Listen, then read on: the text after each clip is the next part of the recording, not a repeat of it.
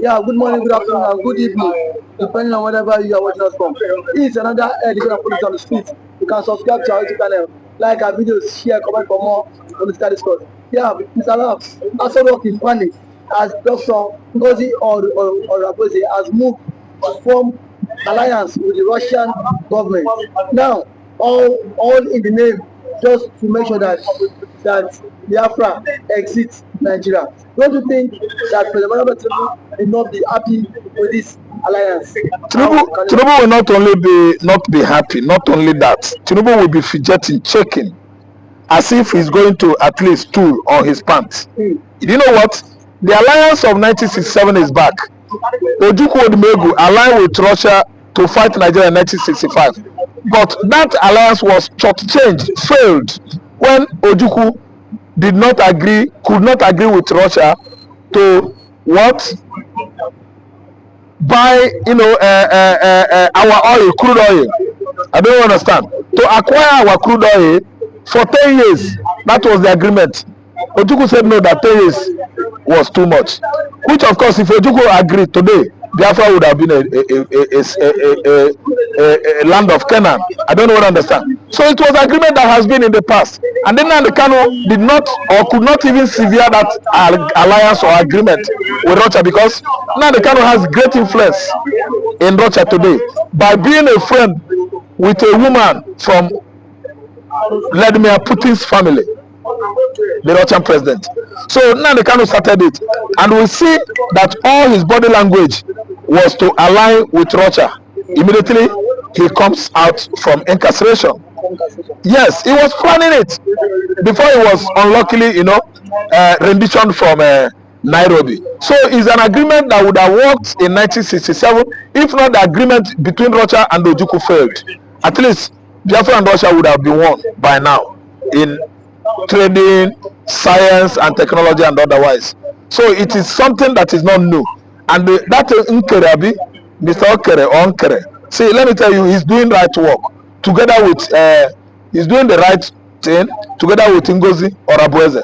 Two of them, they are aiming the sky and they are bringing down the stars. But away from this now, what do you think if the alliance war, how of help will it be to the Biafran agitation, and how will it be of help for the release of Nnamdi Kanu, and then how will it be of help to also believe Simon Ekpa of the prolonged stay wherever he is? Thank you so much. What happened now is, I predict, I quote, Simon Ekpa will come out very soon. I quote, I predict again, Nnamdi Kanu will come out very soon. Alliance with Biafra, alliance with Russia will fast track release of Nnamdi Kanu. I'm telling you, Nnamdi Kanu was not found culpable of any type, even treasonable felony, even act of terrorism, as Nigerian people accuse him. Nigerian country is just being very, very, ludicrous. Not only ludicrous, but ridiculous as well. In the sense that a man that was doing his normal agitation business was accused of an act of terror. And by the way, what do you call it? Agitation business or transaction, everybody has right to do that. In 1836, Texas was part of Mexico. Why? The reason why Texas was part of Mexico was that Texas has oil. Yes. Spain now colonized Mexico. And when the colonization of Mexico was on, Texas was part of Mexico. And there was much oil in Texas. So when Texas got her independence in 1836 or 18th century, 1836, Mexico became a Spanish country. And because Texas has oil, Texas worked hard to cede away from Mexico, and successfully Texas ceded away from Mexico, and that was how American Civil War started in 18th century under Abraham Lincoln. Abraham won the war by defeating Southern America, the whole Southern America, where United States is having border with Mexico and all those Southern American countries like Costa Rica. So now successfully Abraham Lincoln unified northern and southern United States and call it a very strong union. And that strong union is the United States, the present day United States. Do you know why I'm saying this? There is referendum in every constitution of any country in the world. So now, Texas began agitation to sit away from Mexico, and they succeeded. And America fought hard. After many years, Americans, millionaires, everybody began to migrate into Texas. Before you know it, they annexed Texas with the United States, and as Abraham Lincoln successfully did that, unifying the southern and northern United States together, Texas become one of the strong unions of the United States of America. And see what I'm saying? Today, it is gazetted in American Constitution that Texas, that New York, even California, all the states, they have rights to agitate for referendum. Texas agitated for referendum when Trump first coming. Trump first coming, oh, listen and listen good. Yes, Trump first coming. They agitated to go. Do you know what? When they casted the vote in the House, it was only how many small number that sided, that voted for Texas to go. But the majority could not. That's why Texas did not break away from US. Texas have oil in quantum. Texas is from where Texaco come from, Texaco Oil Company. It is Texas of the United States. Yes, they have oil. The whole Texas is oil. So now what am I trying to say? Texas has right. They are still agitating. So it's gazetted in British Constitution. It is gazetted in Nigerian Constitution. We don't know why Nigerian own should be different. When Biafra says they are going, Nigeria is supposed to allow Biafra to go. Okay, for Christ's sake. But in that move, he has issued a press release saying that he does not understand that this rubbish that Dr. Ngozi Orabueze is taking this rubbish too far. That was what he said in his press release. And Dr. Ngozi Orabueze is taking this rubbish too far, and that they will not sit down and watch them form alliance with the Russian government. A dirty man, when a dirty man talk or speaks, do run for me. When a dirty man like that talk, you know that such a person is dirty in the mind. Dirty man, I mean, is not somebody that is dirty, doesn't watch his clothes. Dirty mind, I mean, is somebody that is not, believing the truth, is not giving out the truth, not selling the truth to the members of the public. What do you call nonsense? The Afro alliance with Russia is nonsense. BiAFRA cannot defend it because BiAFRA, as a spokesperson for Tinubu, attacks Russia. He will go jail. Russia will come here and package him to where? Moscow. BiAFRA can never run his mouth anyhow. He thinks Putin is an Igbo man, or Peter Obi, that after he insulted him, Peter Obi did not talk. BiAFRA is a dirty man. He will just close his mouth and start stealing money when they steal at SH0CK office. So allying with Russia is now a cause. Every international communities have every right to align with any seeding region of the world to at least assist such region to successfully seed their way. In the international jurisprudence, it is right of any aggrieved region to see the way from any contraction they feel is not good or conducive for them. So Biafra has its right. It's right or her right to see the way from this fallibly structured, Nigeria nation. So it is not an abomination. BiAFRA is supposed to close his mouth. It is not when they begin to run all these useless politics across Southwest that BiAFRA should be talking nonsense to Igbo man. Doesn't he know that Yoruba has right to see the way? It is gazetted in Nigerian Constitution. Any region of this country has right to see the way. We are not coming here to, yes, you have right to see the way. It is gazetted in Constitution because you are not okay with the leadership of the country. You are dragging us backward. We have been dragged backward 100 years by administration of Buhari's administration. So you want Igbo man to stay here, cross his fingers, be looking.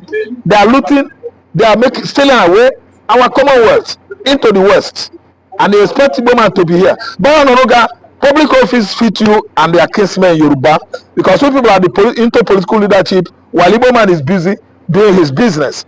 We don't have time to steal public funds. We have time to develop science and technology, do our normal business, buying and selling, export and importation, and make our money out of our sweat. So you buy an organ that is gaining by stealing public funds, sit back in Nigerian nation as your country, because you are one of the beneficiaries of this illegal administration and bad governance and bad government and what bad political leadership. Okay, Mazi. We say very big thank you to you, and then thank you for always coming out to all your business. You're welcome. SH0CK has tasked Imo State Governor, Enugu State Governor, Anambra State Governors, stop blaming government. You are the CEO of your state. You are the executive governor. Now, since you go to Abuja to collect money, then take responsibility for the insecurity in your state. What do you have to say about it? Now, thank you for that wonderful question. I think being the governor of the state, you have every power for you to make sure that you get security votes from the federal government. By so doing so, what are the governors doing with this money? Stop coming out to tell the people that there is insecurity in my state and that unknown government have been killing. The government need to take action and put an end to all this and stop apportioning blames. The people you are apportioning blames to are the people who their lives and properties are entrusted in your hand as the chief security officer of the state. So for a governor to come and start telling people that there is insecurity in my state, I think to me the governor need to stand up and then act now, because every now and then allocation is being shared for you, security vote is being given to you, and you have the mandate. The primary function of government is to protect life and property. Yes. So if you cannot protect life and property, then why are you the governor? But some have said that the governors have no power over the military. That it's only the president as the commander-in-chief of the armed forces. What do you have to say about that? The governor does not have power over the military. That is true. But see, the question is that can the governor summon military chiefs in their states, the division's commander, to sit and dialogue for a way forward? The answer is yes. So if you can do that, so indirectly it's still have power over the military. Now when it calls for security meeting, don't these guys attend in his various place? They do. So the president should not come and say that he does not have the governor should not come and say he does not have power. We still have killings in Imo State, Enugu State, and some other states. For how long can we continue in this path? The people are scared of their lives. The people cannot even access government, access those who they claim to be what? Electorate. We cannot access people that give us the mandate. So how long can they continue like this? So I think the government of these states on their own, they need to up their games. You must up your games as a governor if you don't want to be sacked come 2027. But there's always been this fear that the votes of Nigerians does not count, and that is why our elected officials are acting this week. That as soon as our vote is counting, they will sit up knowing that if I don't perform, no second term for me. Do you agree with that statement? Our vote does not count. I cannot say if our vote count or not, because I have not conducted any election. So what I'm to say is that people have lost confidence in the INEC. The reason why they've lost you've lost confidence because so many persons have seen the case of Hope Uzodinma when but reason best the court knows why he had to give it to him, but someone who came forth in the election was uplifted and then he came forth. So the court cited some reasons which Hope Uzodinma became the governor. Reason best known to them. I am not in a position to speak for the court. But one thing is that INEC needs to be the trust of Nigerians again. You saw what happened in last election. As allegedly reports, the result was changed in the RF quarter. So I don't know how true that allegation is, but see, it has been going viral. So these are things INEC need to repose that confidence in the average Nigerian, and for the governors too. How much is being given to you on a monthly basis? If you get money on a monthly basis, then make sure why don't you make sure that these people who gave you the mandate to protect them, you can as well protect them too? Because the people cannot always be be one-sided every time. The people need to benefit from dividends of democracy, and when they have to benefit from the dividends of democracy is by what? What? By inclusive governance. The people need to feel the government impact. Not every time you come on here and say on government has attacked the people, you come and start creating fear. These governments are even creating fear in the life of the ordinary man. We've seen the governor of Enugu State who has declared that Monday is no longer a sit-at-home in Enugu State. When people are saying that, you are seeing that as because the governor. Can you come and secure our lives? I mean, the other people, because you see this sit-at-home every Monday. Some are doing it maybe out of respect for Nnamdi Kanu, but some are doing it out of fear. It is two ways. People are telling the governor, please find a way to secure that police cannot be everywhere. What do you think? Because sit at home every Monday, it might be affecting the economic activities in the southeast. What do you think that the governor can do, or the governors in the southeast can do? Thank you for that one. I think sit at home every Monday is a commensurate to honor the Mazi Nnamdi Kanu, who has been in incarceration for 4 years now and still counting. But what I want to say is that when there is a conflict in the land, the president himself needs to address this issue of Kanu. Let Kanu issue be settled out of court. If what Kanu is the son of the president, as a son, you can go, you can have a different view or different ideology and philosophy from what your father had.